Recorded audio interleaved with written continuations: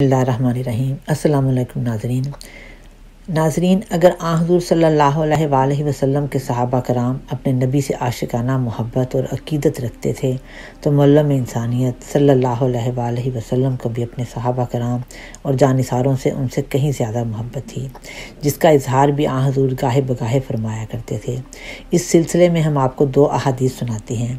اللہم صلی علی محمد وعلی آل محمد كما صليت على إبراهيم وعلى آل إبراهيم إنك حميد مجيد۔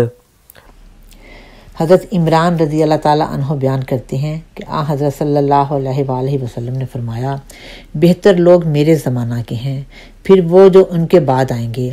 عمران رضی اللہ تعالیٰ عنہ کہتے ہیں کہ مجھے یاد نہیں کہ آپ نے 2 دفعہ یا 3 دفعہ فرمایا، بہرحال آپ نے اس کے بعد فرمایا، ان لوگوں کے بعد ایسے لوگ آئیں گے جو بن بلائے گواہی دیں گے، خیانت کے مرتکب ہوں گے، دینداری چھوڑ دیں گے، نظریں مان کر پوری نہیں کریں گے، عہد کے پابند نہیں رہیں گے، اور عیش و آرام کی وجہ سے موٹاپا ان پر چڑھ جائے گا، یا رہبانیت اور ترک فرائض کی طرف ان کا رجحان بڑھ جائے گا، اور آہستہ آہستہ تقاضۂ حالات سے غافل ہو جائیں گے۔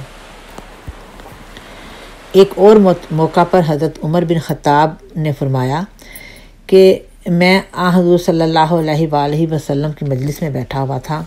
حضور نے فرمایا، میں نے اپنے صحابہ کے اختلاف کے بارے میں اللہ تعالیٰ سے سوال کیا تو اللہ تعالیٰ نے میری طرف وحی کی کہ اے محمد، تیرے صحابہ کرام کا میرے نزدیک ایسا مرتبہ ہے جیسے آسمان میں ستارے ہیں، بعض سے روشن تر ہیں لیکن نور ہر ایک میں موجود ہے، بس جس نے تیرے کسی صحابی کی پیروی کی میرے نزدیک وہ ہدایت یافتہ ہوگا۔